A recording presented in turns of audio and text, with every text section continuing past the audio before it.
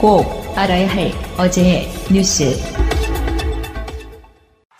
안쪽 지켜주면 됩니다. 파이널레.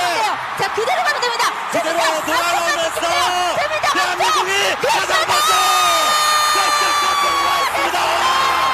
결승선을 통과하는 대한민국. 그렇습니다. 역시 우주 최강, 대한민국 최강 팀의 모습을. 우리 팀의 기량은 경기 내내 상대를 압도했습니다. 첫 주자 심석희는 출발과 함께 가장 뒷자리에서 여유 있는 스케이팅을 이어갔는데요.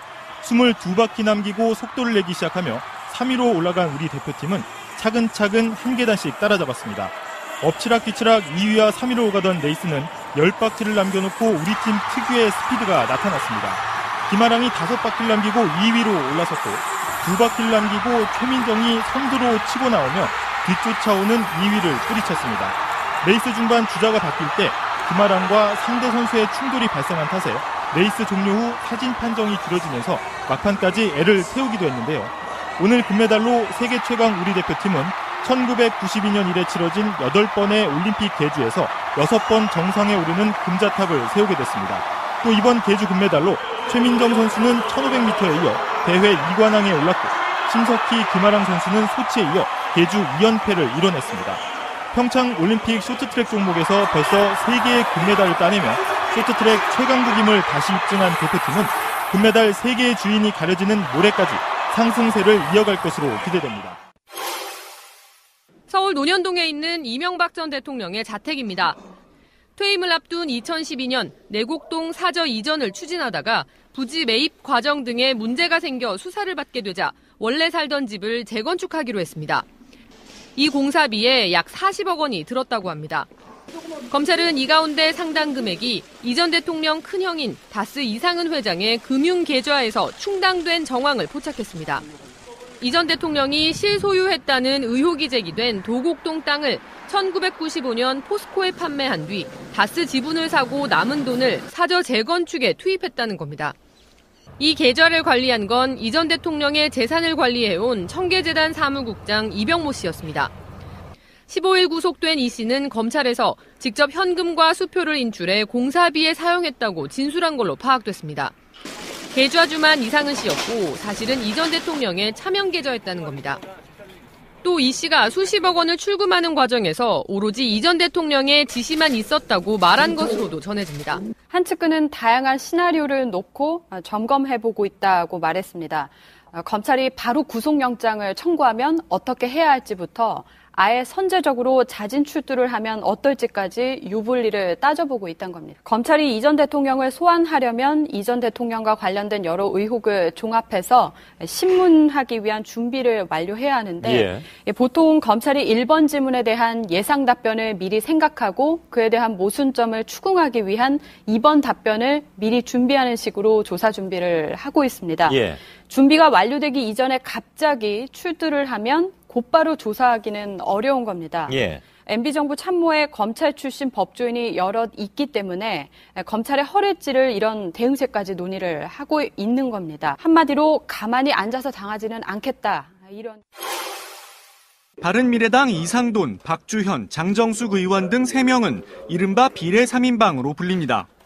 정치적 지향점이 다르다는 이유로 소속 정당과 달리 민주평화당에서 활동하기 때문입니다. 정당법상 비례대표 의원은 자진해서 소속 정당에서 나가면 의원직을 잃습니다.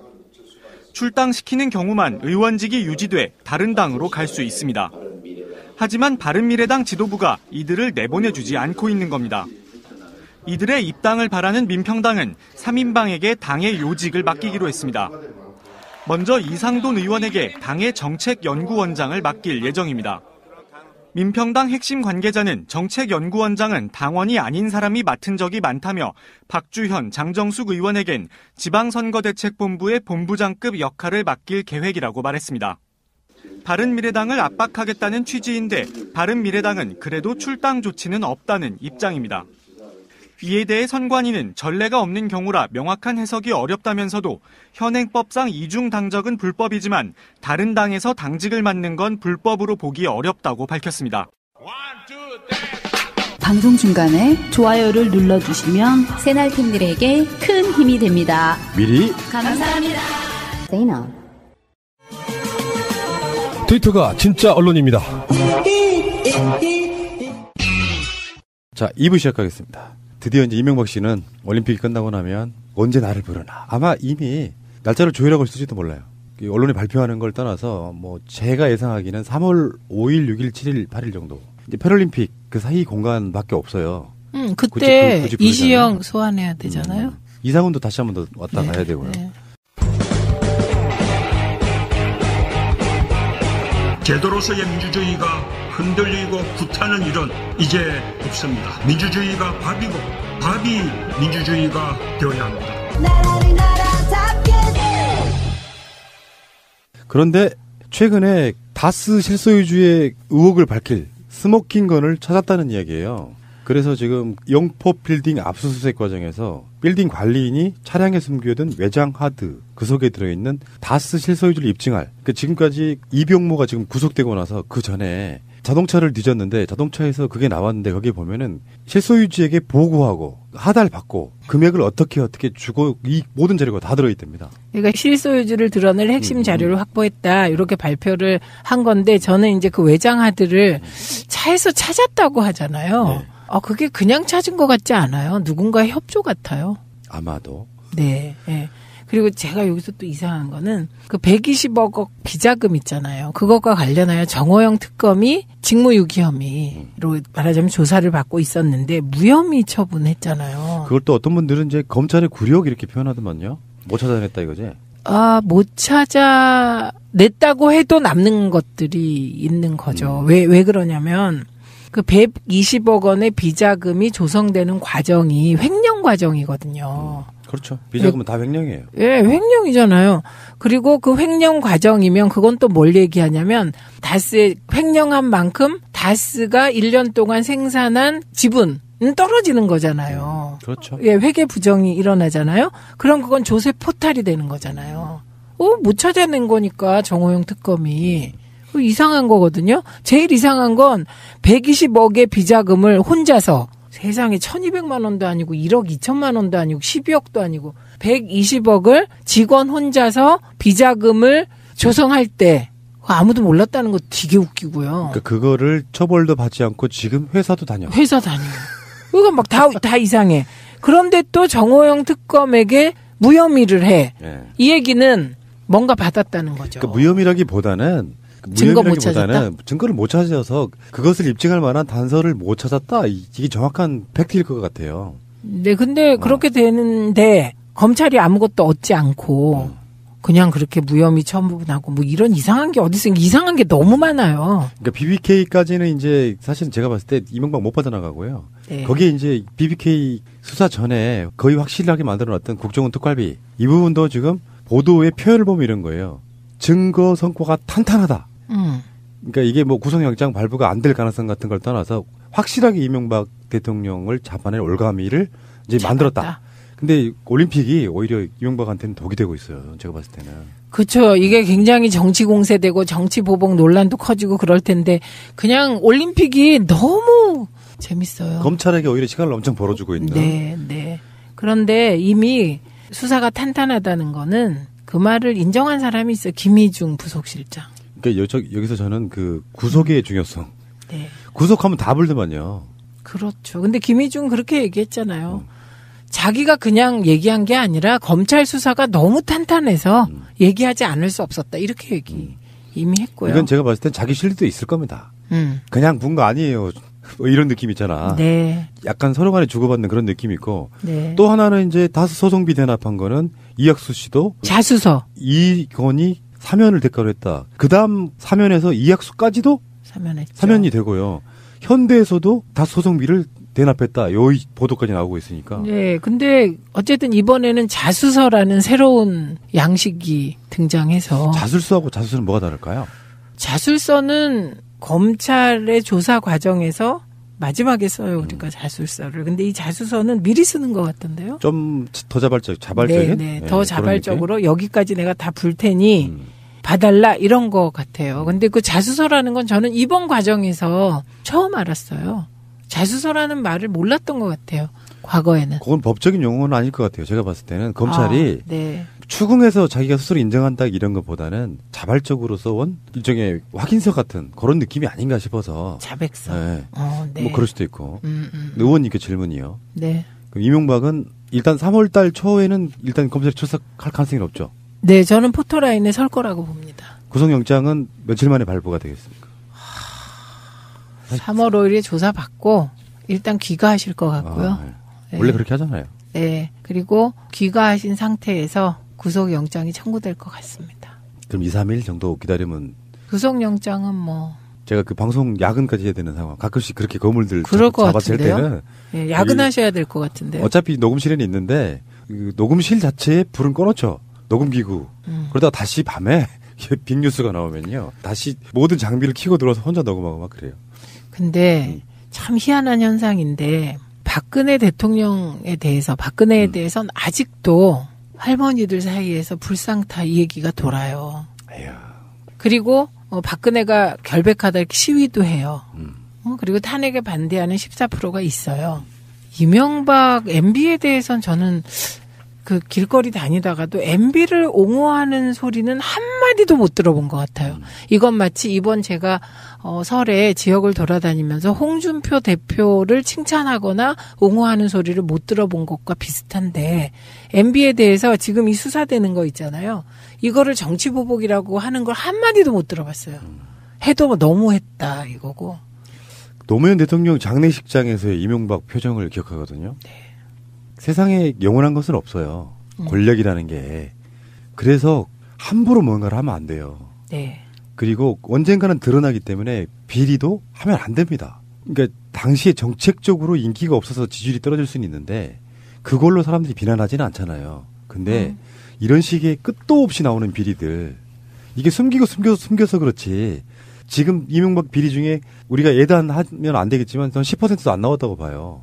자원외교내문에 다 들어간다고 하면 사대강도 마찬가지일 테고. 예, 게다가요 우선 측근 관리를 잘 못했다라고 사람들은 얘기하는데 그 내용을 생각해 보면 측근들한테 얼마나 가혹하게 했으면 단 한 명의 MB를 지켜주지 않을까. 그리고 이제 나서는 분들 보면은 다 쭉정이들, 이권에 개입하지 않은 정말 허수아비들, 이재호 뭐 이런 사람들. 진짜 모르시는 것 같아요. 모릅니다. 예. 우리 MB는 정말 깨끗하다 이렇게 생각하는 거죠. 그리고 동아일보 보도 보시면 다스 소송비를 삼성이 대납해 주잖아요. 그리고 그 돈 일부가 남잖아요. 10억. 네. 그거를 받아오라고 했다는 거 아니에요. 김백준을 통해서. 그러니까 정말 그 돈 욕심이 끝이 없어. 아니 근데 푸나님이 10억 받아오라 그랬다면 우리가 뭐 다 그러려니 하지만 그러니까요. MB는 돈이 얼만데 다스만 해도 8조 아니에요? 그러니까 저는 아예 없으니까 막 베풀려고 하는 게 있거든요. 그러니까 후원 뭐 들어오면 후원 다 하고 막 이명박 같은 자들은 왜 하다못해 자기 그 수행하는 사람들이랑 개고기도 혼자 처먹는다잖아. 시켜줄 수도 있는데 그만큼 돈을 그렇게 애지중지해서 어디다 썼을까. 그 얘기하니까 생각나는 네. 게 있어요. 대개 지역에서 가보면 그 민주당이나 정의당은 보좌진이나 못나 섞여서 밥을 먹어요. 그런데 옛날에 새누리당 쪽 보면 보좌진들은 늘 따로 먹어요, 밥을. 그런데요, 이게 언론에도 보도되고 그랬거든요. 그리고 우리 동네에서도 막 문제된 적이 있어요, 이게. 그러고 나서 요새 보니까 지난번에 밥 그 같은 상에서 먹었다? 도곡리 척사대에 갔을 때. 예, 봤습니다. 처음 봤어. 네네네. 그 같이 밥 먹는 네네네. 거, 그죠? 네. 자유한국당 쪽 사람들이 왔는데 보통 이 그 수행들은 따로 먹고 그냥 안 먹고 그래서 언제 먹나 했는데 이번에 처음으로 같이 먹는 거 봤어요. 제가 본 건 처음이에요. 그쪽 문화가 그렇구나. 그러니까 문화가 바뀌는 거예요. 서로 상호 침투하면서. 알겠습니다. 어쨌건 이명박 저는 이 사람 구속됐습니다라는 보도가 나오면은 이게 10년 묵은 채증. 아니 그런 느낌이 아니에요. 저는 그걸 기뻐하는 스타일이 아니에요. 예전에 노무현 대통령 돌아가셨던 그 장례식장이 생각날 것 같아서 심정적으로는 인생의 교훈이 생기는 거예요. 그냥 질서가 바로 잡히는 느낌? 그렇죠. 네, 사필 기정? 맞습니다. 사필 네, 기정이 정답. 네. 잠시 후에 다시 오겠습니다. 중요한 분은 아닌데 워낙에 뭐 국정농단이나 언제를 거치면서 굉장히 말썽이 많았던 바로 그분이고요. 그 성주 사드만 해도 이 사람의 배신 바로 이완영 의원인데 이게 큰 뉴스는 아닌데 왜 가져왔냐면은 우리 의원님과도 연관이 좀 있는데 이게 정치자금법 위반이냐 공직선거법 위반이냐에 따라서 형량도 굉장히 많이 달라지더만요. 그러니까 네. 정치 자금을 수수하고 지역 조직을 이용해서 금품을 살포하고도 범행을 계속 부인하고 있다. 그래서 지금 이완영 의원에 대해서 징역 6월을 구형했거든요. 회계 책임자를 거치지 않고 선거 자금을 지출한 혐의, 무고 혐의 등과 관련해서는 징역 4개월을 별도 구형했는데 이렇게 됐나 봐요. 2012년 19대 총선에서 네. 성주 군의원 김모 씨한테 2억 4,800만 원을 무상으로 빌립니다. 그러니까 무상으로 빌렸기 때문에 이자 줘야 돼요. 이자를 줘야 되는데 이자를 안 준 거죠. 한마디로 말하면. 그럼 기부받은 게 돼요. 그래서 은행 대출 평균 금리를 적용해서 이완영 의원이 기부받은 이자 상당액을 794만 원으로 산정했다는데 이 돈을 받은 거잖아요, 지금. 그렇죠. 그건 그냥 받은 거고 이 2억 4,800만 원을 빌렸다는 부분도 이게 빌렸을까? 뭐 어쨌든 이것도 좀 이상합니다. 그러니까 하필이면 또 2억 4,800은 왜? 그러니까 김모 씨 자체가 그 공장 매각 대금을 그러니까 빌려간 김모 씨가 사업을 하고 있었나 보죠. 군의원인데. 네. 자기가 아마 공천 대상 중에 하나였을 거예요, 아마. 그러니까 공장 매각 대금을 빌려간 뒤에 아예 갚지 않았다는 거죠. 그러니까 한마디로 말하면 사기의 가능성도 있는 거예요. 그래서 이제 결국에는 이게 나중에는 고소하기를 사기 혐의로 고소했는데 이완영이 그것이 허위사실이다며 또 맞고소를 한 겁니다. 그래서 결국에는 좀 나쁘게 보자면 의도성을 보자면 이완영은 이 돈을 갚을 생각이 없었다. 그러니까 그런 의심이 조금 될 수도 있어요. 근데 나중에라도 이걸 갚았다고 하면 결국에는 이제 이자를 안 돌려줬기 때문에 불법 자금을 수수한 게 되는 거죠. 그래서 지금 이완영 쪽에서는 정치자금법이 아닌 공직선거법을 적용하면 이미 공소시효가 끝난 사안이다 이렇게 주장을 하고 있는데 지금 검찰이 징역 6월을 구형했단 말이죠. 총 10월 구형한 거죠. 그런 거죠. 아까 지금 무고랑 관련해가지고. 네. 그래서 실형이 나오지 않더라도 100만 원 이상 벌금형 받으면 의원직 상실하는 거잖아요. 네, 근데 이건 좀 독특한 케이스긴 해요. 왜냐하면 이게 19대 총선 때 있었던 일이거든요. 20대가 아니라 19대 총선 때 있었던 일을 아마도 관계자들이 신고한 것 같습니다. 이건 고발한 것 같고요. 그다음에 중요한 게 이제 회계 책임자를 거치지 않고 선거 자금을 지출한 혐의. 회계 책임자를 거치지 않고 돈 쓰면요. 이거 다 정치 자금법 위반이에요. 그렇구나. 네네네. 그래서 요거는 이 의원이 되게 곤란한 처지 같은데요. 어쨌든 돈과 관련되면 그럼 좀 곤란한 처지에 빠져요. 잘하면 직이 날아갈 수도 있겠죠. 네. 이 정도 되면은 저는 사기로 걸어야 된다고 봐요. 사기도 지금 네 무고 혐의가 사실은 사기의 동전의 뒷면으로 들어가 있는 건데 이 지역이 네. 그러니까 자기가 어떤 공천권 같은 걸 이용해서 어이 김 의원 뭐 공장 매각 대금이 되면 좀만 빌려줘 금방 써줄게. 그리고 안 주는 경우. 예, 그거 저는 그런 경우가 덜어 있을 거라고 생각합니다. 그래서 이제 벙어리 냉가슴 앓듯이 지금 공천 때문에 말 못하는 사람도 꽤 있을 거다. 느낌적으로 그렇지 않아요? 네. 어쨌든 이완영 의원은 국정농단 때 보면은 아예 뭐 이렇게 공모해가지고 뭐 조작해내고 이런 이쪽에 어떤 권모 술수의 달인 이런 느낌이었던 사람이었고요. 비겁하게도 자기 지역구 구민들의 뜻을 완전히 거슬렸던 바로 그런 인물입니다. 알겠습니다. 새가 날아든다는 여러분들의 하트를 먹고 삽니다. 잊지 않으셨죠? 에피소드 제목을 누르고 플레이가 되면 오른쪽 위에 하트를 꼭 눌러주세요. 오늘도 감사합니다. 더 많은 분들이 들을 수 있도록 하트 꼭 눌러주세요.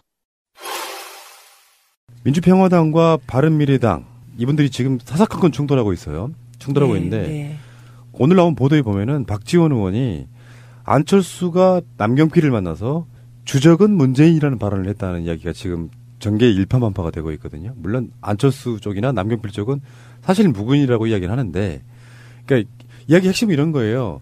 지금 현재 뭐 새로운 보수, 새로운 중도를 지향하는 안철수나 유승민 입장에서 주적이 홍준표의 자유한국당이 아니고 지금 문재인 대통령이라는 이야기를 했다는 거예요. 주적이 뭘? 이 얘기는요. 일단 우선 바미당 쪽에서는 박지원 의원의 저 발언 있잖아요. 발언의 진위를 갖고 따지게 생겼어요. 그리고 이거는 참 희한한 발언이긴 해요. 내가 안철수를 만났더니 이렇게 말하더라. 이게 아니고 안철수 대표가 남경필을 만나서 주적은 문재인이라고 발언했다. 이 얘기잖아요. 그러면 누군가에게 들었다는 얘기잖아요. 그러니까 안철수가 남경필을 만났을 때는 탈당하지 말고 우리 새로운 신당으로 같이 가자 이런 느낌이었을 거라고 생각이 드는데 네. 그런 관점에서 이제 저는 이렇게 봅니다. 어떤 의미냐면은 제가 생각했을 때는 우리 자체가 어떤 보수 색채를 확실하게 표방하고 그 현재 더불어민주당 정권과 싸우겠다 요 느낌을 이야기를 했다고 보는 거죠. 주적이란 표현이 했건 안 했건 간에 뉘앙스는 그랬을 거라 이렇게 보는 거죠. 그렇죠. 그러면 그 말을 한 의도는 결국 지방선거에서 바미당과 한국당이 연대하거나 후보 단일화 혹은 더 미래의 남경필 너만이라도 같이 하자거든요. 그러면 이제 남경필 지사는 좋겠네요. 근데 경기도에 지금 남경필 말고는 저쪽 당이 마땅한 인물이 없어요, 지금. 요 얘기는 뒤집어서 바미당도 경기도 후보가 마땅치 않잖아요. 그럼 이 행보는 해석하기에 따라선 남경필로 단일화할 수 있다. 이렇게도 읽혀질 수 있는. 거기에 이제 서울시장 선거랑 맞물리면서 서울시장은 네. 저 당이, 네. 경기도지사는 이 당이 이렇게 이런 연대에 대한 경계심이 지금 잔뜩 있지 않습니까, 사실 민주당에서는. 네. 그런데 뭐 경계심까지는 아닌 것 같고요. 아니, 그러니까 민주개혁 진보 세력에서 또 다른 당의 후보가 나오거나 그러면 다른 거 있잖아요. 별로 관심 없던 아예 투표를 포기하려고 했던 세력들이 가능성이 있어라고 투표율이 그쪽 투표율이 높아지는 경향이 있을 수 있기 때문에 경계를 하자는 거죠. 그러니까 일단 1대1 구도가 되는 것이 진보 보수 구도로 갈 경우 그거는 진보 쪽에 불리하죠. 그런데 그건 일반론적인 얘기고요. 지금은 보수의 중심이 없는 상황인데 안철수를 미래의 보수의 중심으로 봐야 지금 말씀하신 현상이 일어나는 거거든요. 근데 저는 안철수 전 대표는 지난 대선 때 제가 MB 아바타입니까? 갑철수입니까? 그 순간 그냥 어려워진 거라고 봐요. 왜냐하면 그거는 누가 평가해서 그렇게 된 게 아니라 화면으로 전 국민이 그냥 느낀 거잖아요. 느낀 거. 네. 네. 그래서 우리가 전통적으로 생각하는 1대1 구도와 지금 1대1 구도가 다를 거다. 1대1 구도가 형성되기도 어렵겠지만 왜냐하면 1대1 구도가 형성된다는 건 결국 안철수나 유승민이나 자유한국당을 파트너로 인정하는 거잖아요. 근데 지금까지 적폐라고 규정해왔고 자유한국당을. 그래서 진정한 보수가 나다 이렇게 해서 나온 게 유승민 대표잖아요. 그리고 안철수도 마찬가지 아니에요? 안철수 전 대표가 새누리당 세력의 확장을 원하지 않는다. 앵그리버드 들고 그렇게 얘기한 거 아닌가요? 네, 그래서 자기 존재를 부정하는 게 되어서요. 그렇게 쉽지 않을 것 같거든요. 인위적인 1대1도. 근데 1대1이 된다고 하더라도 그 1대1은 과거의 진보 보수 이렇게 갈라지는 1대1이 될 수가 없다. 네. 그러니까 이게 이제 호사가들의 큰 그림, 뭐 네. 정치 공학적 이야기인데 네. 예전에 우리가 저 의원님하고 저 민정당 방송할 때부터도 보면 네. 김종인에 의한 반문연대 뭐 이런 그림들이 엄청 많았었잖아요. 네. 거기에 뭐 정운창 끼어들 그러니까 호사가들이 하는 이야기죠. 거기에 뭐 손학규 뭐 끼워놓고 안철수 결국 안 됐잖아요. 우리가 그때 일관되게 안 된다 그랬잖아요. 인위적으로 안 되는 게 이제 예를 들면 이런 부분이요. 저는 이렇게 봅니다. 지방선거에 뭐 개헌을 같이 하건 안 하건 투표율만 높으면은 그건 압승할 수 있다고 봐요. 그러니까 국민들이 어떤 작용과 반작용의 차원에서 만약에 흔히 말하는 수구 세력들이 이제 어떤 보수 중도 연대의 개념으로 이런 식 1대1 구도를 만들어주면 국민이 가만히 있겠느냐. 투표장에 막 나가서 저 사람들이 선거에 승리하는 꼴 못 본다. 이렇게 다시 또 반작용이 생길 거라는 거죠. 그런 측면에서는 아무리 밑그림을 그려봐야 안 되는 거. 그렇지만 경계심을 놓치면 안 되는 거. 그 경계심을 늦추면 안 되는 거는 자만하면 안 된다 이런 얘기인데 지금 이 상황에서 민주당은 자만할 거리가 사실 좀 없습니다. 왜냐하면 박근혜 대통령이 예전에 지지율이 아무리 높아도 50% 정도에서 선거 치렀거든요. 네. 그런데 지금 우리는 보면 문재인 대통령 지지율이 60% 초반에서 70% 초반까지예요. 그러니까 대통령 지지율이 훨씬 높아요, 당보다. 그럼 이건 당에게는 그렇게 좋은 구도는 아니거든요. 그래서 우리는 자만할 수 없는 정당 같은데요. 그리고 지금 지방선거 이후에 잠복해 있던 우리 당 내부의 차이, 다름이 표출되면서 더 걱정되는 상황이 올 수 있거든요. 그래서 지금 오히려 민주당이 할 일은 6월 지방선거와 개헌을 같이 할 수 있는 온갖 구상, 노력 이게 필요한 시기 같아요. 예. 그런데 이제 재밌는 이야기 잠깐만 할게요. 지금 바른미래당으로 끌려간 분들 비례대표 3인방 박주현, 이상돈, 장정숙 이 세 사람이 얘기는 했듯이 지금 거기 안에서 상당히 고춧가루 부대 역할을 하고 있나 봐요.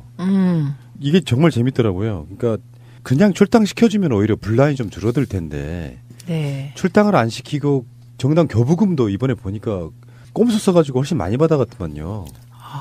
네. 그 바른정당하고 국민의당이 합당하기 전에 뭐 날짜를 뭐 하루 늦추면 한 몇 억을 더 받아가는 뭐 이런 게 있었나 보더라고요. 그러니까 박주현, 이상돈, 장정숙 이런 분들은 사실은 국민의당을 일반 국민들이 찍었을 때 비례대표로 찍었을 때는 안철수의 국민의당을 보고 찍어준 거잖아요. 네, 네. 근데 출당은 자기 뜻을 할 수 없대. 국민의 뜻이어서 출당 마음대로 못 시켜준다는 그 뭐랄까 말도 안 되는 안철수 자기 실드. 근데 유승민 대표는 일관되게 출당시켜줘라. 보내줘라. 네, 그렇게 얘기했죠. 그것은 이제 그 바른미래당의 통합성, 일관성을 위해서 이런 행동이 걱정돼서 그런 거죠. 근데 이제 그 행동이 나온 건데요. 이게 국회법 33조에 따르면 교섭단체 등록을 할 때 반드시 소속 의원들이 서명 날인한 서류를 제출해야 합니다. 그런데 이제 30인이거든요. 지금 바미당이. 그런데 이 3명이 빠지면 27명을 구성원으로 하는 그러니까. 교섭단체로 등록하게 되는데요. 의원 1인당 교섭단체가 됐을 때 의원 1인당 국고지원 액수가 결정되거든요. 그러네. 그러니까 3명이 빠지면 국고지원 액수가 주는 겁니다. 2당 1억 정도 되는 걸로. 네. 3억 손해보네. 네. 아니, 근데, 참, 그러니까 정의당, 그러니까 민주노동당이 나누어질 때, 그때 아름다웠던 거예요. 통합진보당도. 그냥. 그러니까. 출당시켜줬잖아요. 네. 네. 그러니까 이념으로 뭉친 정당이 헤어질 땐 아름다운데, 이해관계로 뭉친 정당은 아름답지 않아요. 그러니까 우리들 이제 일반인들이 보기에는 정치를 좀 더티하게 하는 거죠. 그렇죠, 그렇죠. 깨끗하게 보내줘도 뭐 네, 네. 왜 보통 결혼 사람 있잖아. 우리 같은 쪽에 그 결을 가진 사람들은 네. 보내줘라. 뭐 우리가 좀 적으면 어때? 네, 우리가 손에 좀 보면 어때? 이 느낌이 없어요. 그런데 이게 더 이제 재밌는 상황은 앞으로 발생할 것 같아요. 분명히 3명의 당적은 바미당인데 투표 결과를 보면 민평당인 거죠. 그러니까. 그런 건 참 보기 힘든 광경이죠. 이번에 바른미래당 교섭단체 거부하는 성명은요. 민주평화당을 통해서 언론에 배포됐어요. 와, 진짜 박지원 의원의 그 지도력이 상당하군요. 그러니까 그러면서 이제 지금 무소속으로 간 2사람이 있고요. 네. 지금 어느 쪽도 선택하지 않은 2사람이 있고. 그리고 바른미래당에서 지금 이제 눈에도 안 보도 보이잖아요. 안철수는 당대표가 아니니까 신경 끈다 하겠지만 사실은 이제 바른미래당은 또 안철수의 아바타가 된 상황이란 말이죠. 네. 박주선과 유승민이 또 공동대표로서 어떻게 끌어갈지 안 맞을 거거든요. 네. 뻔히 보이잖아요. 근데 박주선 전 부의장은 아마도 거기서 살아남는 방식을 택한 것 같고요. 일단 대표 되셨잖아요. 그러니까 얻을 거를 다 얻으셨고. 지금 국회 부의장도 하고 있는 거 아니에요? 네. 지금 현재 부의장인가요? 그럴걸요. 그러니까 이제 이기 구성이 얼마 안 남았으니까 뭐 맡은 것 같긴 한데. 네. 그러고 아마 맞추실 분 같아요. 맞춰간다 그냥. 결국은 이런 거 아니에요? 유승민이냐 안철수냐. 보수의 맹주가. 근데 그 말도 웃겨. 안철수는 왜 거기서 차라리 속보이지 않게 네. 당대표 공동으로 하는 게 낫지. 네. 거기에 또 박주선이라는 아바타를 내세우냐고요. 근데 총선이 너무 많이 남았다는 게 함정이에요. 그렇죠. 박주선이 지금 현재 바른미래당이 당 강령에서 해외 정책을 뺐거든요. 네. 그래 놓고도 나중에 박주선 지역구에 내려오면 또 찍어달라 할 거 아니에요. 안 되겠죠, 뭐, 이번엔.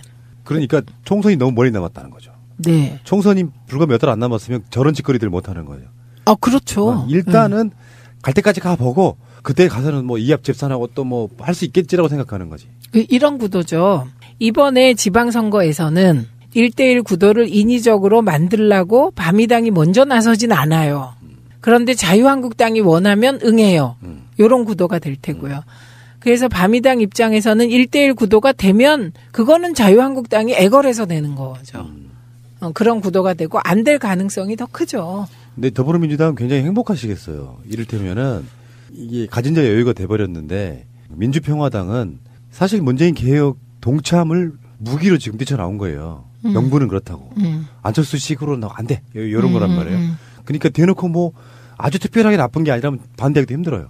그리고 시시때때로 연대 이런 얘기가 나오고 연대 속마음에는 우리 받아줘 여기까지가 지금 들어있는 상태. 박지원 전 대표 아까 그 말 있잖아요. 안철수가 남경필을 만나서 주적이 문재인하고 민주당이라고 했다. 이거를 전 어떻게 들었냐. 전남도지사 나하고 단일화하자 민주당 이렇게 들었는데 저는 그거의 최종 그 뒤에 숨은 것을 하나하나 파다 보면 후보 단일화하자 민주당 나로 이걸로 들었어요. 근데 저는 그런 가능성 없다고 봐요. 박지원은 전남도지사 생각이 없습니다. 아 그래요? 왜 그러냐면 일단 의원직 내려놔야 되고요. 예. 그게 단일화돼서 뭐 출마한다고 하더라도. 근데 지금 민주평화당에서는 교섭단체 때문에 한색이 아쉽고 등등 여러 가지 이유로 박지원이 의원직을 내려놓으면 또 손해라서 아예 당에서 공식적으로 선언을 했더만요. 현직 국회의원들이 출마하는 일은 없다. 가능성이나 있다면 또 모르겠지만. 아니 단일화가 되면 가능성이 있는 거죠. 그런데 이제 그 민심이 만들어지겠느냐는 그런 부분이고. 만약에 박지원이 정말로 전남도지사를 하고 싶다면 이분은 2개호 당신이 의원직 내려놓으면 6월에 그러니까 원구성 새로 할 때 민주당이 2당이 될 수도 있어. 그래서 내가 나가지고 뭐 이렇게 할 수도 있다고 치지만은 전남 도민들이 그걸 이해해 줄까요? 저는 그렇게 보는데. 아니 그러니까 그런 마음으로 읽었어요. 그 미련. 근데 박지원 의원은 이제 은퇴하시는 게 맞아요. 아니 그 박지원 의원하고 나이가 동갑이신 분이 이부영 의장이셨는데 그게 이제 1987에 나오는 바로 그분이죠. 네. 이부영 의장 저번에 한번 나오신 적이 있는데 동갑이시더만요.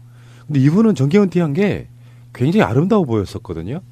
그 이부영 의장이 그만둔 지역구에 진선미 의원이 들어간 상황이잖아요. 근데 어느 정도 나이가 되면 이제 내일 모레 80 알아보시는 분인데 또 도지사를 노려요? 그냥 마지막 국가에 대한 봉사로 전남 도지사를 뭔 봉사야. 한다. 봉사가 권력욕이지. 봉사는 봉사일 뿐. 참네. 그리고 박지원 스타일이 지역에 고을 사또로 있고 싶은 생각 없는 사람이에요. 중앙정치 하고 싶어 하는 사람이지. 전남 도지사는 고을 사또 아니에요. 아 그래도 뭐. 전남의 맹주예요. 맹주는 무슨. 아니, 그러니까. 아니 어쨌든 그런 다목적 포석으로 이제 이런저런 발언을 막 해서 잔뜩이나 이 복잡한 정치 공학 지금 당이 2개일 때와 당이 3개일 때와 당이 4개일 때와 교섭단체가 2개일 때와 3개일 때와 다 다르잖아요. 이 복잡한 정치 공학의 방정식에서 뭔가를 얻어내려고 하는데 그 얻어내려고 하는 것이 저는 다목적일 거라고 봐요. 박지원 의원은. 제가 서울 민심 확인한 것 중에 아주 정확하게 보고 있는 건 이거 같아요. 여러 사람 이야기 들어봤어요. 뭐 당수기나 되게 다 들어봤는데 호남권에서 국민의당 그러니까 이미 갈라서 하긴 했지만 안철수와 국민의당은 어떤 느낌이냐면은 우리가 왜 박근혜 국정농단에서 박근혜에게 실망에 돌아선 사람들은 나중에는 모욕감을 느꼈다고 해요. 네. 내가 저런 사람을 지지했나 싶어서 네. 똑같아요. 호남권에서 그 안철수와 국민의당한테 아유 저런 것들을 내가 우리가 찍었네 하는 그런 배신감이 있더라고요. 그러니까 이게 회복이 쉽게 안 되는 거예요. 최근에 나온 여론조사 보니까 호남권에서 민주평화당, 바른미래당 다 합쳐봐야 한 6, 7% 나오나? 네. 그 정도밖에 안 됩니다. 그러니까 앞으로 선거가 얼마나 남았다고. 그 민심이 어느 날 갑자기 확 꺼지거나 확 올라가지 않잖아요. 네, 그거는 확실해요. 그 인지도 올리는 거하고 당의 선거 기간에 후보의 지지도 올라가는 거, 당 지지도 올라가는 게 그렇게 쉽게 되지 않아요. 그러니까 공학적으로 누군가는 막 그림을 그리는데 네, 쉽지 않아요. 공학으로 민심을 움직일 수는 없어요.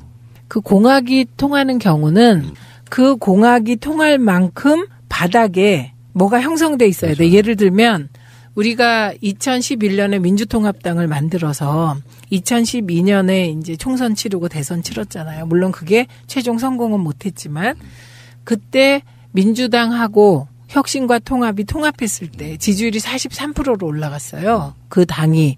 그건 노무현 대통령께서 서거하시고 바깥에 있는 친노 세력이 민주당으로 들어가서 뭔가 해봐라 이 민심이 2009년부터 쭉 쌓여왔기 때문에 가능했던 거거든요. 그래서 그 쌓여온 흐름을 읽고 정치공학을 하면 성공해요.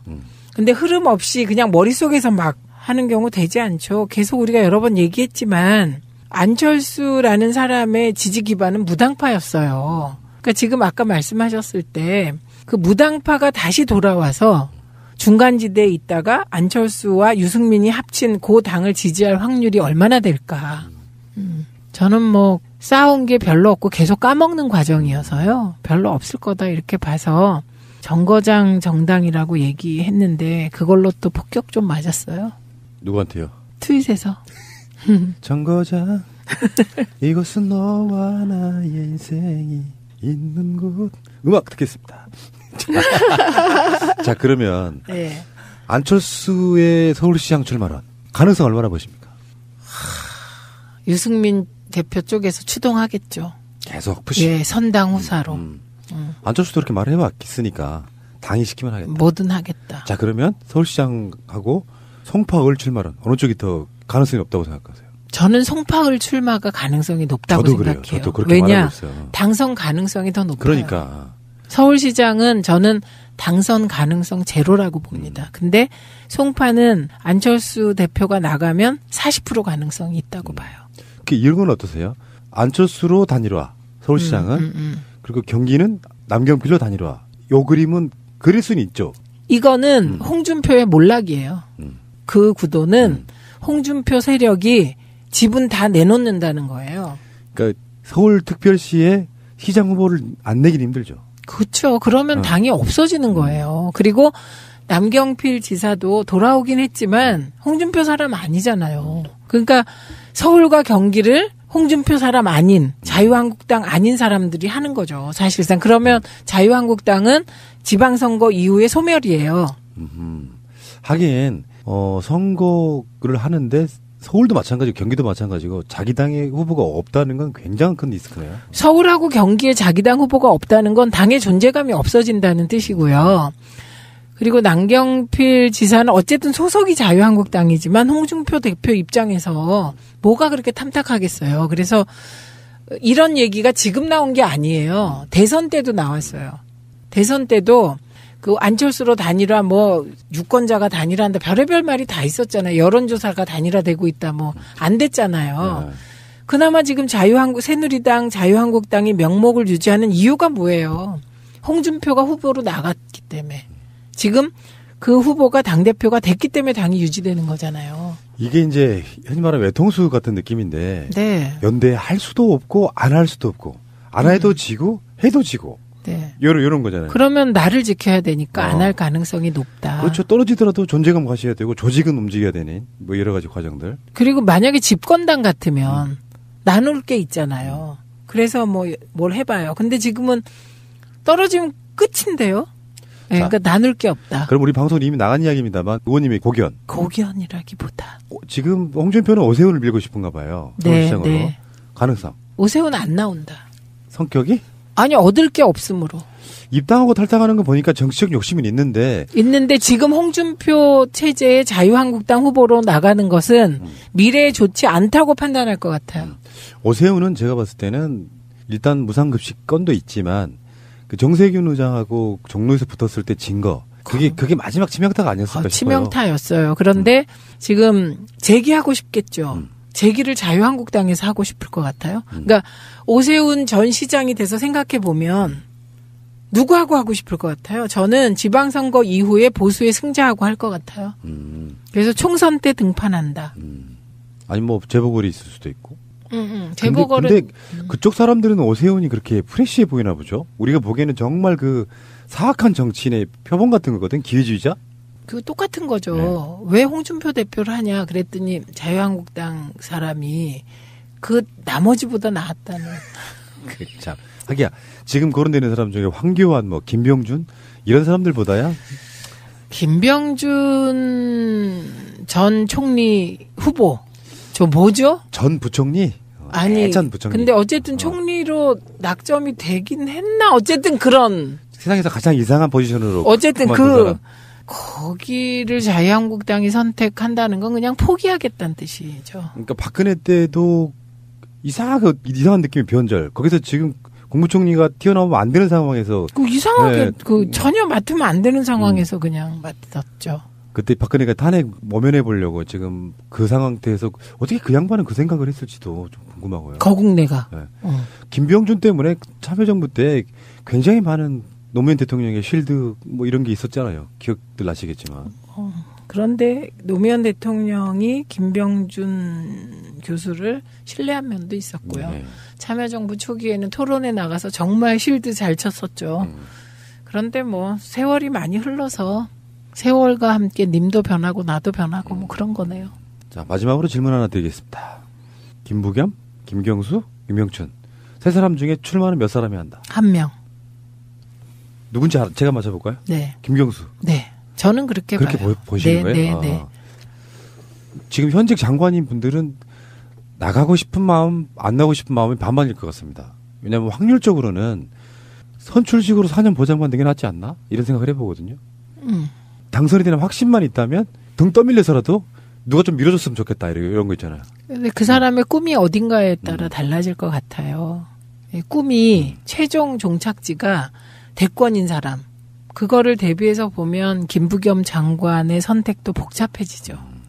근데 경남을 가져오고 부산을 가져오고 대구까지 가져오고 서울, 경기, 인천에 부산, 경남, 대구까지. 그리고 대구를 가져오면 그건 뭐 경북만 사실상 제외하고는 민주당이 싹쓸이 할 수 있다면 어떤 느낌이세요? 그럼 뭐 신세계죠 뭐. 훌륭한 신세계. 그때도 홍준표는 정경태 안 할 것 같아요. 각종 실드로. 사람이 없겠죠. 이제 그때 되면. 그래서 또 남지 않을까요? 그러니까 진정한 의미의 개혁, 혁명 후에 오는 개혁이 피를 보지 않는 준법 정신의 개혁이란 말이에요. 그때 확실한 혁명은 지방선거를 완전 싹쓸이함으로써 그 세력을 아주 소수로 밀어내는 그 방식이 나는 최고의 방법이라고 생각하거든요. 네, 근데 김부겸 장관의 선택이 그게 단순하지 않다는 건 이런 거예요. 우리가 2014년 2월 문재인 대통령께서 대표로 직접 출마하실 때 그때 강력하게 후보로 밀고자 했던 분이 김부겸 장관이세요. 근데 그때 김부겸 장관이 결국 당대표 출마를 못해요. 이유가 뭐냐면 총선에서 출마해서 당선돼야 되는데 민주당의 당대표가 되면 이 사람은 박근혜와 각을 세워야 돼. 근데 박근혜와 각을 세우면 대구에서 국회의원 출마를 해도 당선될 수가 없어요. 그 모순 때문에 결국은 둘 다 의미 있는 일이지만 총선을 택한 거거든요. 그러니까 이제 김부겸 장관의 미래 꿈이 대권이라면 똑같은 딜레마에 빠지는 거예요. 근데 지금 그러니까 지방선거에 나오는 정치인들은 임기가 사실상 다음 대선과 상당히 비슷하게 끝나기 때문에 네. 유의미하게 잡고 있으면 서울시장, 경기도지사 최소한 이쪽에서 당선된 대구나 경북 다 대선 후보급이라고 보거든요. 가치는 의미상으로 보면. 그런 면에서 봤을 때 예를 들면 안철수한테 우리가 푸시해서 밀었던 부산시장 나가라 예전에 민주당 새정치연합에 있을 때 그때 만약에 나가서 당선됐건 안 됐건 간에 국민에게 빚을 남겼다면 그런 관점에서 봤을 때는 내가 정말 대선 나가고 싶다면 저라면 대구시장 나가겠습니다. 그게 복잡하다니까요. 왜냐하면 대구시장을 나가면 보수 세력하고 타협해야 돼요. 당선되려면. 대구는 지금도 대구에서 국회의원이 되려면 박근혜와 각을 세울 수가 있는 정도는 되는 거예요. 대선 때 김부겸 장관이 감동적인 연설을 하잖아요. 언제까지 대구가 이러고 있을 거냐. 그게 가능해요.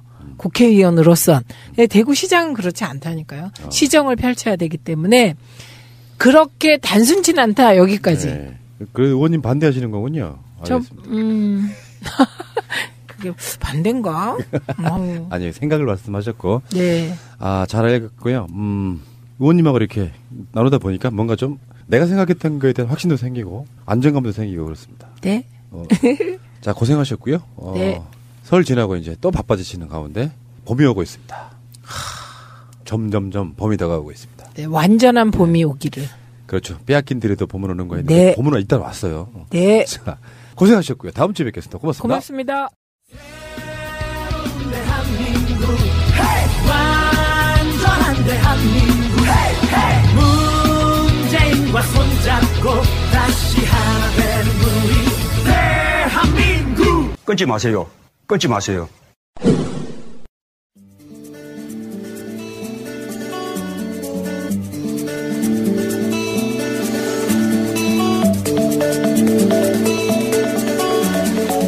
네, 개그맨 김밀희입니다. 자, 티켓 얘기를 저도 한번 생각을 해봤어요. 그래서 물론 이제 요즘에는 평창에 대해서 할 얘기가 많습니다만은 평창에 관련된 분과 있었던 티켓 얘기를 좀 해보도록 할게요. 저는 이제 외국을 처음 나가본 게 이제 저는 이제 그 태국이에요. 관광으로 간 건 태국. 일 때문에 갔던 데가 이제 중국까지 한번 가봤는데, 그러니까 놀러 간 거 유일하게 간 데가 이제 태국이었는데, 그것도 혼자 간 게 아니라 저희가 근데 예전에 우리 MBC 개그야 할 때 시청률이 잘 나왔다고 지금 아까 강원도 지사님이시죠. 그때 MBC 사장님이었거든요. 아, 최문순 도지사님이 그때 우리 개그야 좋았어 하면서 시청률 오른 거에 대해서 포상으로 MBC 개그맨들하고 PD하고 뭐 작가하고 거의 다 갔어요. 와, 그렇게 가면 진짜 재밌겠다. 많이 갔어요. 근데 실제로 공이 많았던 애들은 못 갔어. 바빠서. 다른 스케줄 때 못 갔고, 그냥 오로지 개그야만 열심히 했던 애들만 갔어요. 그런 거죠. 그런 거더라고. 그래서 가서, 저도 이제 첫 해외여행이고 해서 그때 막 여권도 처음 만들고, 여권 만들 때도 이제 어차피 한 번 갈 거니까 무슨 뭐 기간이 있잖아요. 5년? 3년? 뭐 이런 건데, 그 당시에 누가 10년짜리 해든데, 이게 얼마 차이도 안 나고, 야, 또 언제가 갈지 모른다. 갖고 이제 10년짜리를 그 당시 이제 믿고선 딱 해서 느낌도 다르잖아요. 또 귀가 또 보이게 사진도 찍어야 되고 귀 안 보이면 다시 찍고 막 이래서 이제 딱 준비를 해가지고 태국을 딱 갔죠. 태국 저희는 이제 파타야인데 거기가 어떻게 보면 약간 그 유흥 도시라고 그러더라고요. 파타야가. 예전에는 안 그랬는데 네. 그게 점점 한국 사람들이 많이 들어오고 우리나라 바꿔놓은 건가요? 그랬을 거예요. 파타야를 갔던 그 기억이 좀 좋았어요. 그래서 뭐 낮에는 건전한 거 많이 봤어요. 건전한 거. 낮에는? 네, 낮에는 무슨 뭐 코끼리가 이렇게 돌아다니고 코끼리 먹는 바나나 있잖아요. 그 몽키 바나나라고 그러는데 내가 먹었거든요. 이거 사람 먹는 거 아니고 쟤네 주는 거라는 거예요. 근데 이게 아무 이상은 없어요. 똑같이 먹으니까. 먹으면 뭐 바나나긴 바나나예요. 작은 거예요. 조그만 건데 그래서 그것도 몰라서 이제 먹기도 하고 그러다가 이제 또 지금은 이제 우리나라도 동성 문화가 좀 많이 좀 예전보다는 TV에서도 자꾸 다루기도 하고 많이 보잖아요. 예전보다는 많이 보게 되는데 그때만 해도 이제 저도 이제 그런 쇼가 있단 말이에요. 알카자 쇼인가 보는 게 있어요. 갖고 약간 거기 그 당시에 이제 남자분인데 약간 여성처럼 이렇게 옷 입고 나와가지고 뭐 한국 아이돌 노래 나는요 오빠가 좋은 걸 이거 막 그때 장나라 씨 노래 한참 나올 때란 말이에요. 막 공연 보고 아이유겠지. 아이유인가요? 그건 아이유. 아이유구나. 아이유. 장나라 씨 노래. 장나라 씨 노래 많이 나올 때였어요. 오래전 일이니까 낮에는 이제 이렇게 건전한 거 이런 거 쭉 보다가 이제 밤에 되니까 저는 이제 안 가봤는데 뭘 안 가봐? 아니 안 가봤는데 밤이 딱 되니까 거기 무슨 거리가 있어요 파타야에. 그래서 무슨 걔네들은 하이네켄을 많이 먹어요. 태국 사람들은 술집을 딱 들어가면은 그거예요. 이렇게 봉이 바 같은 데가 있는데 그게 되게 길어요. 길어서 여성분들이 이렇게 속옷만 입고 봉을 잡고 이렇게 왔다 갔다 해요. 거기서 이제 맥주 마시는 거예요. 이렇게. 잠깐 봉이 세로로 세워져 있어요? 가로로 세워져 있어요? 세로로. 세로로. 뭐 봉춤 이런 거 추는 거죠? 그렇죠. 봉 이렇게 하나씩 잡고 이렇게 쭉 있어 한 열 몇 명 이렇게 있는 것 같아요. 요새 말로 폴 댄스라 그러죠. 그렇죠. 좋게 포장한 폴 댄스. 의상도 뭐 조금 더 가벼울 뿐이지. 폴 댄스는 스포츠 아닌가요? 그리고 폴 댄스 하시는 분들은 다 가볍게 입고 하시던데. 확실히 가볍게. 그보다 좀 더 가벼워요. 좀 더 가벼운데. 좀 더 가볍게. 근데 이분들이 이렇게 딱 추다가 음악이 바뀌면은 폴대를 하나씩 옆으로 옮겨요. 하나씩 넘어가. 손님이 다양하게 보게 해주겠다 이거죠. 그러니까 지루할까봐 한 3분 지나면 또 바꿔주는 거예요. 이게 고개를 돌리지 않아도 되게. 네, 계속 줄이고 버리지 말아라. 그냥 이렇게 하면 된다. 막 보고 맥주 마시면서 얘기하고 있는데 앞에 갑자기 이제 보통은 그냥 그래도 나이대들이 제가 잘 몰라도 한 뭐 20대에서 뭐 30대 많아야 40대 정도 이렇게 보통 그 정도 나이대이신 것 같은데. 갑자기 앞에 봤는데 60대 정도 되신 분이 이제 폴댄스를 하고 계신 거예요. 프로다, 프로. 깜짝 놀란 거지. 그러니까 뭔가 그 피부에 탄력이 좀 다르신 느낌이 좀 들더라고, 보기만 해도. 그러면서 갑자기, 이거 잘 재밌게 놀다가 숙연해지더라고. 숙연해져요? 저분, 자녀들은 지금 과연 뭐 하고 있을까? 고생이 많으시네. 어머니가 아직까지도 저렇게 지금 폴댄스를 자꾸 일하고 계시는데. 그러면서 숙연해지고 있는데, 근데 오히려 한국 동양 사람들은 그런데, 그러니까 미국이나 이제 서양 분들은 굉장히 문화가 다르더라고. 뭐 하면 막 브라보 하면서 막 팁도 많이 꺼내고 막 이래요. 반응이 확실하게. 그러니까 우리는 이제 한국 사람들은 일행들은 박수만 치고 그냥 어머. 좋다 하고 끝. 뭐 없어. 그 정도 나오면 서양 애들 나오거든요. 기대를 한단 말이야. 와, 원더풀, 뷰티풀. 그러면 서양 사람들은 막 팁을 주고 그러는데 우리는 와, 원더풀, 뷰티풀 하고서 또 계속 봐. 쟤네들 뭐지? 하면서 이렇게 하여튼 뭐 그거 봤던 게 기억나고 이제 요거에서 이제 굉장히 재밌다 하고서 이제 실제로 길거리 다니면 그런 분들이 많아요. 그 게이 분들이 굉장히 많아요. 트랜스젠더. 트랜스젠더. 그러니까 여자처럼 이렇게 하고 다니시는 분들이 많아서 그러다가 이제 우리도 공연하던 사람들이니까 이제 우리 그 여자 작가님이 여기에 와서는 공연을 꼭 봐야 되는 공연이 있다는 거예요. 그래서 그게 파타야에서? 네, 파타야에서. 무슨 공연을 봐야 되냐 했더니 낮에 다 보지 않았냐 그거 알카자쇼 유명한 쇼 다 보지 않았냐 그거 말고 밤에만 또 하는 공연이 있다는 거야. 근데 그 여자 작가분이셨는데 그래서 일단 남자는 저랑 후배 한 명 있었고 여자분 2명하고 넷이서 보러 간 거예요. 근데 막 어디 막 한참 가더니 그러니까 우리도 대학로 공연장 오래 해보지만 공연을 탁 하면은 이제 보통은 공연이 한 90분 하면 한 30분 쉬었다가 또 받아요. 그러니까 좀 빡세게 하는 공연장이 그래요. 그러니까 하루에 보통 1회 하는데 또 많은 데는 2회 하는 데가 있고 주말에는 많으면 3번까지 해요. 그 정도가 대체 우리 일반적으로 우리가 빡세게 하는 공연이라고 그러고 텀도 보통은 공연 한번 끝나면 뭐 길게는 1시간, 짧으면 30분은 쉬고 한단 말이에요. 근데 걔네는 형 누나 이거 시간이 어떻게 되는 거야? 시간 상관없대. 그냥 들어가면 된다는 거예요. 그래서 그래요? 그래서 진짜 갔어요. 근데 공연을 막 하고 있어요. 하고 있어. 앉았어요. 막 나가는 사람도 있고 들어오는 사람도 있고. 그러니까 이게 뭐냐면 공연이 계속 쉬지 않고 진행이 되는 거예요. 그러니까 없어. 그리고 언제 나가냐면 자기가 봤던 게 또 나오면 나가는 거야. 도돌이 공연이에요. 계속. 그런 건데 그래도 저희는 또 다행인 게 뭐냐면 시간이 딱 거의 시작할 타이밍이 맞은 거예요. 딱 들어왔었는데 보통 이제 그 태국 남자분이 탁 암전이 처음에 불 탁 꺼지잖아요. 불이 탁 켜지면서 남자분이 탁 나와요. 탁 나와. 근데 알몸으로 나와요. 남자가? 완전 알몸이요? 완전 알몸으로. 완전 알몸에다가 굉장히 그 무에타이 정신이 잔뜩 들어가 있게끔 해서 아주 우뚝 서 있는 모습으로 나타납니다. 거기 어디라고? 근데 난 몰라요. 따라갔으니까.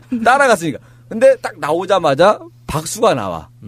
그러니까 우리도 이제 공연해 보면 그러니까 보자마자 박수 막 안 쳐요. 우리는 이제 그거를 이제 약간 등장할 때 이제 임팩트 있는 사람들 있잖아요. 그래서 유명인이 나오거나 그러니까 인지도가 센 사람 나오면 갑자기 와 막 좋아하는 게 있어요. 근데 다들 세계 각지에서 모인 사람이 처음 보는 태국 남자한테 박수 칠 일이 뭐가 있을까요? 알몸으로 나왔는데, 그죠? 굉장히 자기가 평상시에 보던 것보다 많이 컸다라는 얘기예요. 그러니까 박수가 막 나와. 뜨겁게 나와. 나도 박수를 쳤어. 나도 모르게. 뭐야? 하면서, 나오는 거야. 나오면서 또 이런 생각이 들었죠. 또 한 번 더 생각, 저 사람 대단한 사람이다. 이게 공연이 쉬지 않고 계속 돌아가는데, 저렇게 계속 유지한다라는 건, 이거 대단한 건데, 우리 또 생각하면서, 우리 또 뭐 짜니까 그런 걸, 어떻게 저럴 수가 있을까? 도대체 뭘, 어떻게 하길래 저렇게 하고 생각해 보잖아요. 그다음 이제 관객들 중에서 여자분 2명만 나오라는 거예요. 2명 나오라고. 저 작가들도 골랐어요. 근데 작가가 안 나갔어. 창피하다고 안 나갔어요. 하고 딴 사람이 나왔어요. 다른 나라 서양 사람이 나와가지고 만져보라는 거야. 그 남자분이 자기 걸 만져라. 싫을 공연 맞아요? 공연이야. 공연. 아니 진짜 공연이야. 봤다니까 이것도 지금이 지금 2018년도잖아요. 그거를 본 게 거의 10년 전 얘기예요. 여자분이 안 만진다고 그러니까 알았다고 딱 그러는데 캔 있어요. 캔.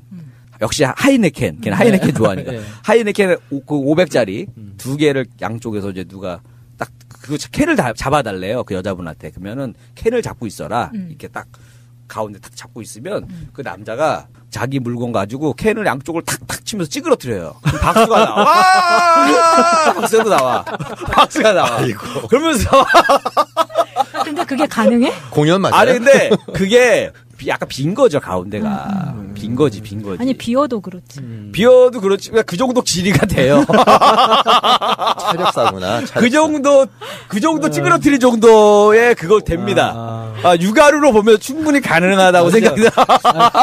그런 쇼가 있다는 게 신기하네요, 진짜. 그러니까 그게 정식 공연이라는 게 신기하네요. 오늘 정식 이거, 공연이에요. 이거 앞에다 19금은 이거 멘트 하는 거 해야겠다. 이거 대도 나가 되는 거예요?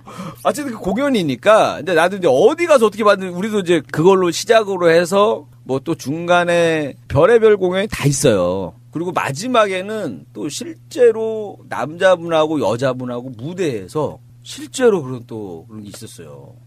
그런 이야기는 들었어요. 이게 그걸 보여준다고? 네, 쇼처럼. 들 필수 코스라고 해가지고 네. 그런 공연이 있다는 이야기는 들었어요. 그래갖고 뭐 다양하게 근데 지금 보면은 좀 되게 이상한 것도 좀 많이 있었어요. 막 진짜 좀 제가 정말 이렇게까지도 얘기했지만 차마 말을 할 수 없는 것도 많아요. 아니 근데 좀 식상하지 않나? 뭐가요? 예를 들어서 밥 먹는 거에 계속 밥 먹는 건데 네. 남의 밥 먹는 걸 지켜보는 거랑 똑같은 거 아니에요? 아니 근데 그러면은 그렇게 생각을 하면은 전 세계에 이렇게 또 에로비디오 산업이 이렇게 번성이 안 됐겠죠. 다들 그런 생각 갖고 있다면. 근데 뭐냐면 사람들이 항상 궁금해하는 건 있어요. 남들은 어떻게 할까? 이런 거 있잖아. 그러니까 먹방이 잘 되는 것도 남들은 어떻게 먹을까 이렇게 보잖아요. 궁금해하고 대리만족하듯이. 그 뭐 대리만족하는 것도 있나 보죠. 그래서 거의 뭐 섹스 관련된 공연인 거예요. 그게 뭐 1시간짜리 공연을 1시간인지 90분인지 하여튼 계속 그걸 하는 거예요. 그러니까 그게 이해가 되네요. 이게 계속 끊이지 않고 시작과 끝도 없이 계속 돌아간다는 이유가 스토리가 필요 없으니까. 그렇죠. 네. 맞네요. 그렇게 하다가 약만 먹으면 그러니까 그 마지막에 남녀가 딱 하고 나면 끝나는 거야. 네. 엔딩이야. 그래서 그거 이제 갈 사람 가고 또 우리 끝났는지 모르니까 그게 마지막인지 모르잖아요. 다 박수 치고 있었어. 그래서 어떤 남자가 나와면서 끝났구나. 거대한 물건을 들고 나오면서 또 시작되는 거야. 그러면서 또 하이네켄 2개 찌그러뜨리고 본 거다 가자. 이렇게 딱 가는 거예요. 그럼 그 남자가 앞에 남자랑 다른 남자겠죠? 같은 남자예요. 아 진짜? 그래서 우리가 대단하다고 하는 거야. 진짜로? 네. 얘네 도대체 몇 회 공연을 하는 거야 이거. 그래서 우리가 보통은 한 해만 해도 막 진이 빠지고 한 해도 뭐 1시간 내내 하는 것도 아니고 우리가 막 코너 하나 하면 3분에서 5분 하는데 그거 하나 해도 막 힘들다고 그러고 막 이러고 있는데 그 사람은 계속 무대에서 1시간을 구르고 있다가 중간에 작가가 꼭 봐야 된다고. 앞으로 너희들 힘들다는 소리 하지 마. 근데 좀 궁금한 게 지금 한 10년이 지났잖아요. 제가 지금 다시 태국에 갔는데 그 누나한테 물어봐서 어딘지 물어봐서 그 공연장을 갔는데 그분이 지금도 그거 하고 있으면 대단한 거예요. 그렇죠. 그 정도 되면 저는 장인으로 인정합니다, 이것도. 가짜를 붙인 건 아닐까? 네, 전 세계에서 사람들이 이게 소문이 나서 찾아왔는데 그 가짜면은 잘라버리죠. 가짜를 붙인 거 아니냐고요? 그건 아닌 것 같아요. 그건 아닌 것 같아요. 그래서 왜냐하면 자세히 봤어요. 자세히 보고 또 남자들이 잘 알아요. 잘 압니다. 저거는 뭔가 붙이거나 그러지 않았어요. 제가 한 5년 전에 하와이에 이제 드디어 나온다. 마차님 얘기 드디어 끌어냈다. 끌어냈어. 내가 태국 얘기로 힘들게 끌어냈다. 저는 딱 한 번 가본 데가 태국인데 이만큼 나오잖아요. 근데 나도 태국 가서 그 쇼를 보긴 했었는데 그 뒤에 그러니까 내가 본 거는 가족들이 볼 수 있는 쇼였고 지금 그런 쇼가 아니었었거든요. 이거 가족들이 본다라고 상상을 했어 지금. 상상을 했더니 웃음이 나와. 진짜 이거 그냥 다른 걸 보신 거예요? 진짜 그냥 얘네 관광 무슨 쇼인가 보다 하고 보러 갔다가는 온 가족이 더 어색해져서 나올 수 있는. 근데 왜 태국 같은 데는 트랜스젠더 쇼는 유명하잖아요. 유명해요. 예쁘게 막 예쁜 언니들 나오니까. 근데 이제 제가 하와이 갔을 때는 이모네가 거기 살아서 간 거였었는데 사촌 동생이 누나 그 쇼를 하는 데가 있는데 가보고 싶냐고 구경하고 싶냐고 그래서 나 구경해보고 싶어. 나 그런 얘기만 들어봤는데 한번 보고 싶어. 뭐야? 하고 갔어요. 근데 일단 들어갈 때 가방 이 검사를 다 하더라고. 그래서 위험한 거나 그 카메라는 다 그냥 앞에 가드들이 다 그냥 가방 통째로 갖고 보관을 하더라고요. 그리고 나는 들어갔는데 사실 거기는 90%가 남자지. 나같이 조그만한 동양 여자애가 들어갈 일은 없는 거예요. 들어갔는데 입장료가 일단 한 70불 정도 됐어요. 그러면 한 8만 원 정도 되거든요. 뭐 하는 곳이길래요, 그러니까. 갔는데 어떤 식이냐면 테이블에 큰 무대가 있고 그 주위로 테이블이 쫙 있어요. 그러면 거기서 사람들이 술 마시고 막 하는 거예요. 네. 근데 그 테이블마다 여자애들이 앞에 나와서 춤을 추거나 막 하는 거예요. 무대는 크지만 그 랩댄스라고 하는 네, 막 그런 것처럼. 그리고 거의 이제 무대 하나당 조그마한 무대 하나당 테이블이 뭐 3개 정도 붙어 있거나 이런 식으로 돼 있는 거예요. 근데 거기에서 여자들이 거의 이제 비키니 차림으로 춤을 추는데 만져볼 수 있게 하더라고요. 그래서 입장료를 받는구나. 그래서 입장료가 센 거예요. 거기는 그 만져보게 하는 건 따로 없었더라고요. 그냥 박수만 칠 수만 있었어요. 저는 돈이 너무 아까웠지만 거기서 뭐 술을 만져보셨어요? 마시거나. 아니, 내가 못 만져. 아니, 그러니까 좀 궁금하지 않다. 하와이 사람 어떤가. 그냥 한 바퀴만 이렇게 돌고 야 빨리 나가자 하고 나왔죠. 그래서 이제 제 얘기 좀 마무리를 하자면 좀 오해하실까봐 얘기 드리자면 저희는 이제 사실 그 관광이 목적이었고 관광 코스도 많이 갔어요. 그래서 뭐 시워크도 처음 해봤고 그 호텔 수영장 있고 수영장 바로 또 맞은편에 또 거기 바다가 있어요. 하고 너무 좋았거든요. 그래서 그런 거 아름다운 것도 있었고 밤에는 또 이제 각자 뭐 쇼핑하는 친구 쇼핑하고 뭐 술 마시러 맥주 마실 친구 맥주 마시고 뭐 나이트 가는 친구 나이트 가고 다 각자 이렇게 문화를 좀 다양하게 이렇게 또 즐기고 나서 다음날 또 뭐 만나면 니 어떻게 놀았냐 또 막 얘기 막 하고 뭐 이랬던 기억이 나는데 어쨌든 지금 생각해도 굉장히 쇼킹한 공연이었다. 그래서 혹시라도 제 방송을 듣고 이제 또 뭐 지금이라도 한번 궁금해서 가보려고 할지 모르겠는데 제가 이제 제 공연 그 이름은 기억은 안 나요. 저희가 잘 못 외워가지고 보통 그 볼까요? 가이드한테 물어보면 다 알아요. 아마 이제 그때 설명을 정확하게 왜냐면 저번에 누구 태국 갔다 왔는데 내가 얘기하니까 제가 본 거랑 다르더라고요. 내가 본 게 제일 셌어. 진짜? 네, 내가 얘기로 다 나눠보잖아요. 강도를. 약해. 우리 거는 뭐 엄청납니다. 내가 방송에서 할 수 있는 얘기가 요 정도잖아요. 못한 얘기는 내가 이 정도까지는 하면 안 되겠다 나 이거. 따로 남아있다. 그래서 뺀 겁니다. 네. 구글에 다 있지 않을까요? 사진 안에서 사진은 못 찍게 하니까. 그렇겠네. 네, 제가 또 이 생생한 증언이 있잖아요. 아직 목격자가 아직 살아있기 때문에 그렇게 힘들게 자료를 얻을 필요 없습니다. 네, 제 티켓 얘기는 바로 여기까지였습니다.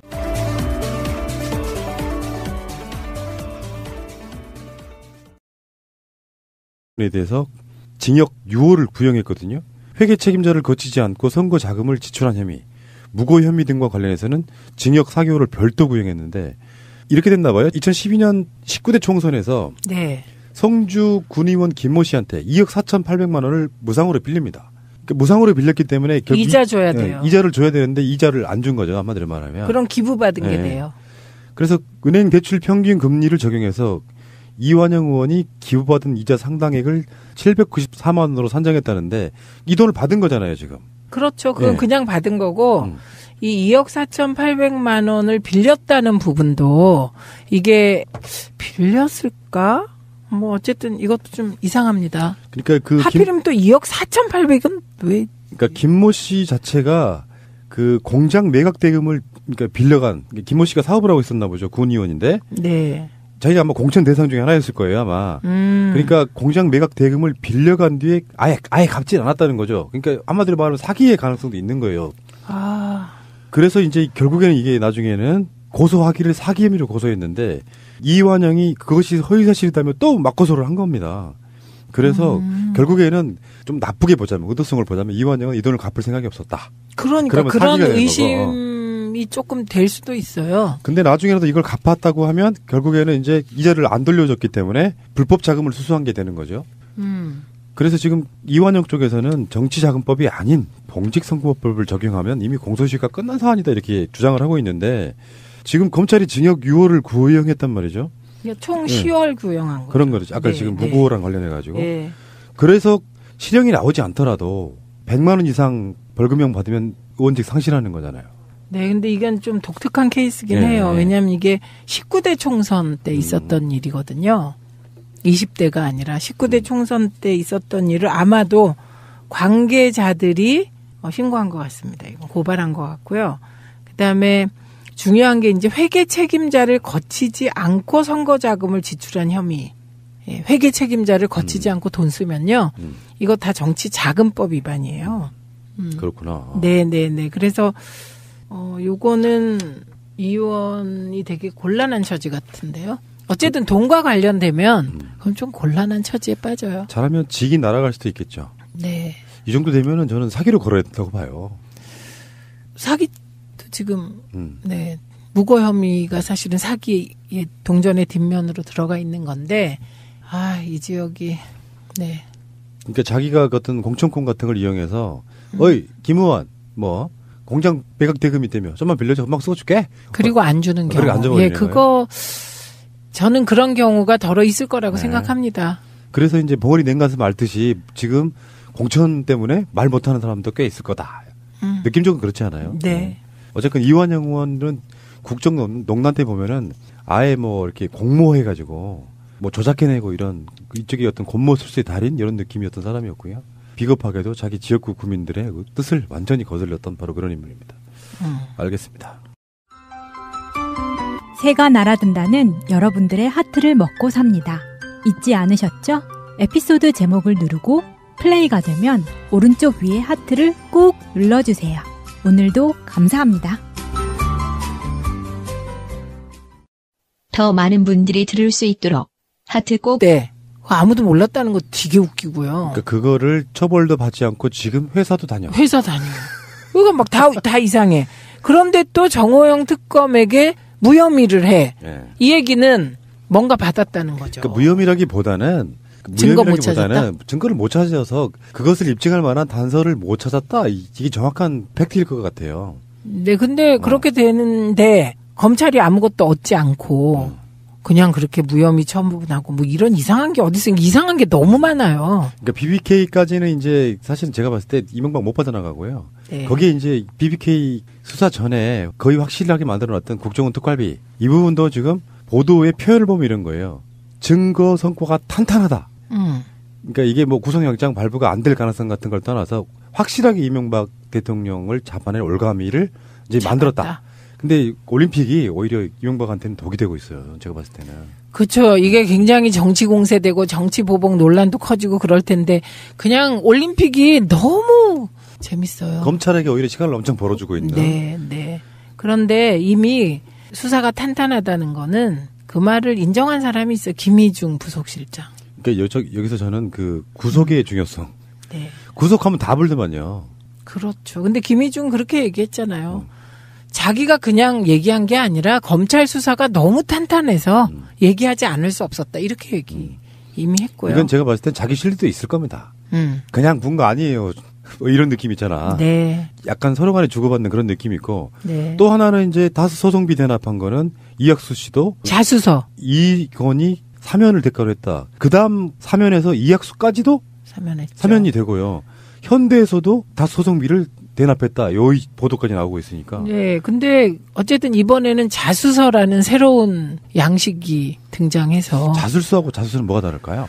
자술서는 검찰의 조사 과정에서 마지막에 써요. 우리가 자술서를. 근데 이 자수서는 미리 쓰는 것 같던데요. 좀 더 자발적인? 네. 더 자발적으로 여기까지 내가 다 불 테니 봐달라 이런 것 같아요. 근데 그 자수서라는 건 저는 이번 과정에서 처음 알았어요. 자수서라는 말을 몰랐던 것 같아요. 과거에는. 그건 법적인 용어는 아닐 것 같아요. 제가 봤을 때는 검찰이 추궁해서 자기가 스스로 인정한다 이런 것보다는 자발적으로 써온 일종의 확인서 같은 그런 느낌이 아닌가 싶어서. 자백서. 네. 네. 뭐 그럴 수도 있고.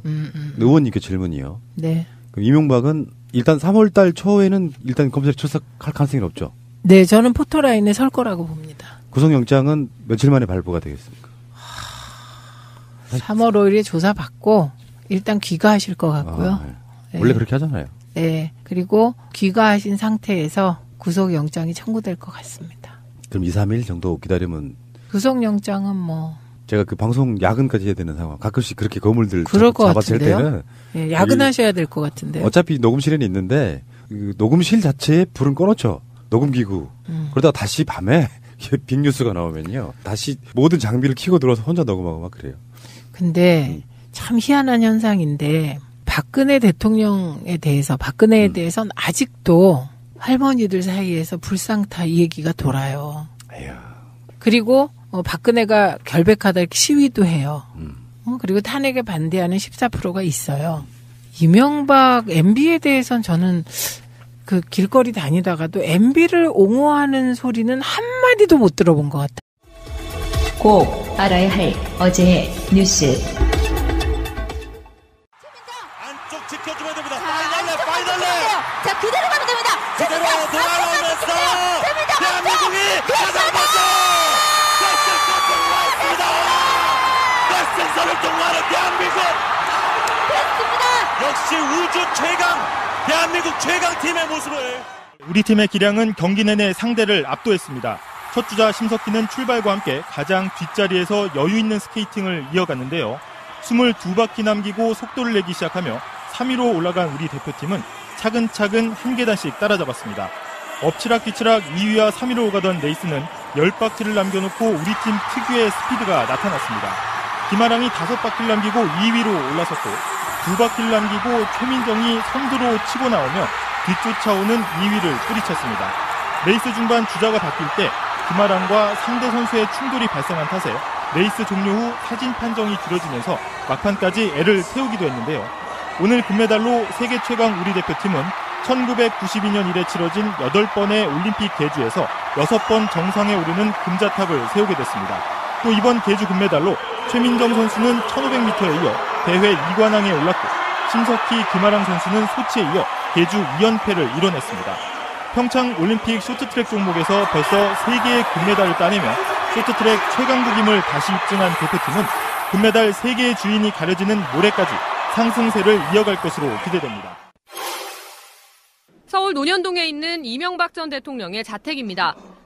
퇴임을 앞둔 2012년 내곡동 사저 이전을 추진하다가 부지 매입 과정 등에 문제가 생겨 수사를 받게 되자 원래 살던 집을 재건축하기로 했습니다. 이 공사비에 약 40억 원이 들었다고 합니다. 검찰은 이 가운데 상당 금액이 이 전 대통령 큰형인 다스 이상은 회장의 금융계좌에서 충당된 정황을 포착했습니다. 이 전 대통령이 실소유했다는 의혹이 제기된 도곡동 땅을 1995년 포스코에 판매한 뒤 다스 지분을 사고 남은 돈을 사저 재건축에 투입했다는 겁니다. 이 계좌를 관리한 건 이 전 대통령의 재산을 관리해온 청계재단 사무국장 이병모 씨였습니다. 15일 구속된 이 씨는 검찰에서 직접 현금과 수표를 인출해 공사비에 사용했다고 진술한 걸로 파악됐습니다. 계좌주만 이상은 씨였고 사실은 이 전 대통령의 차명 계좌였다는 겁니다. 또 이 씨가 수십억 원을 출금하는 과정에서 오로지 이 전 대통령의 지시만 있었다고 말한 것으로도 전해집니다. 한 측근은 다양한 시나리오를 놓고 점검해보고 있다고 말했습니다. 검찰이 바로 구속영장을 청구하면 어떻게 해야 할지부터 아예 선제적으로 자진 출두를 하면 어떨지까지 유불리를 따져보고 있다는 겁니다. 검찰이 이 전 대통령을 소환하려면 이 전 대통령과 관련된 여러 의혹을 종합해서 신문하기 위한 준비를 완료해야 하는데 보통 검찰이 1번 질문에 대한 예상 답변을 미리 생각하고 그에 대한 모순점을 추궁하기 위한 2번 답변을 미리 준비하는 식으로 조사 준비를 하고 있습니다. 준비가 완료되기 이전에 갑자기 출두를 하면 곧바로 조사하기는 어려운 겁니다. MB정부 참모에 검찰 출신 법조인이 여럿 있기 때문에 검찰의 허례찌를 이런 대응책까지 논의를 하고 있는 겁니다. 한마디로 가만히 앉아서 당하지는 않겠다. 이런. 바른미래당 이상돈, 박주현, 장정숙 의원 등 3명은 이른바 비례 3인방으로 불립니다. 이건 마치 이번 제가 설에 지역을 돌아다니면서 홍준표 대표를 칭찬하거나 옹호하는 소리를 못 들어본 것과 비슷한데 MB에 대해서 지금 이 수사되는 거 있잖아요. 이거를 정치보복이라고 하는 걸 한마디도 못 들어봤어요. 해도 너무했다 이거고. 노무현 대통령 장례식장에서의 이명박 표정을 기억하거든요. 세상에 영원한 것은 없어요. 권력이라는 게. 그래서 함부로 뭔가를 하면 안 돼요. 그리고 언젠가는 드러나기 때문에 비리도 하면 안 됩니다. 그러니까 당시에 정책적으로 인기가 없어서 지지율이 떨어질 수는 있는데 그걸로 사람들이 비난하지는 않잖아요. 근데 이런 식의 끝도 없이 나오는 비리들 이게 숨겨서 그렇지 지금 이명박 비리 중에 우리가 예단하면 안 되겠지만 전 10%도 안 나왔다고 봐요. 자원외교내문에 다 들어간다고 하면 사대강도 마찬가지일 테고. 게다가요, 우선 측근 관리를 잘 못했다라고 사람들은 얘기하는데 그 내용을 생각해 보면 측근들한테 얼마나 가혹하게 했으면 단 한 명이 MB를 지켜주지 않을까. 그리고 이제 나서는 분들 보면은 다 쭉정이들, 이권에 개입하지 않은 정말 허수아비들, 이재호 뭐 이런 사람들. 진짜 모르시는 것 같아요. 모릅니다. 예. 우리 MB는 정말 깨끗하다 이렇게 생각하는 거죠. 그리고 동아일보 보도 보시면 다스 소송비를 삼성이 대납해 주잖아요. 그리고 그 돈 일부가 남잖아요. 10억. 예. 그거를 받아오라고 했다는 거 아니에요. 김백준을 통해서. 그러니까 정말 그 돈 욕심이 끝이 없어. 아니 근데 푸나님이 10억 받아오라 그랬다면 우리가 뭐 다 그러려니 하지만. 그러니까요. MB는 돈이 얼만데 다스만 해도 8조 아니에요? 그러니까 저는 아예 없으니까 막 베풀려고 하는 게 있거든요. 그러니까 후원 뭐 들어오면 후원 다 하고 막 이명박 같은 자들은 왜 하다못해 자기 그 수행하는 사람들이랑 개고기도 혼자 처먹는다잖아. 시켜줄 수도 있는데 그만큼 돈을 그렇게 애지중지해서 어디다 썼을까. 그 얘기하니까 생각나는 네. 게 있어요. 대개 지역에서 가보면 그 민주당이나 정의당은 보좌진이랑 못나 섞여서 밥을 먹어요. 그런데 옛날에 새누리당 쪽 보면 보좌진들은 늘 따로 먹어요, 밥을. 그런데요, 이게 언론에도 보도되고 그랬거든요. 그리고 우리 동네에서도 막 문제된 적이 있어요, 이게. 그러고 나서 요새 보니까 지난번에 밥 그 같은 상에서 먹었다? 도곡리 척사대에 갔을 때. 예, 봤습니다. 처음 봤어. 네네네. 그 같이 밥 먹는 네네네. 거, 그죠? 네. 자유한국당 쪽 사람들이 왔는데 보통 이 그 수행들은 따로 먹고 그냥 안 먹고 그래서 언제 먹나 했는데 이번에 처음으로 같이 먹는 거 봤어요. 제가 본 건 처음이에요. 그쪽 문화가 그렇구나. 그러니까 문화가 바뀌는 거예요. 서로 상호 침투하면서. 알겠습니다. 어쨌건 이명박, 저는 이 사람 구속됐습니다라는 보도가 나오면은 이게 10년 묵은 채증. 아니 그런 느낌이 아니에요. 저는 그걸 기뻐하는 스타일이 아니에요. 예전에 노무현 대통령 돌아가셨던 그 장례식장이 생각날 것 같아서 심정적으로는 인생의 교훈이 생기는 거예요. 그냥 질서가 바로 잡히는 느낌? 그렇죠. 네, 사필 기정? 맞습니다. 사필 네, 기정이 정답. 네. 잠시 후에 다시 오겠습니다.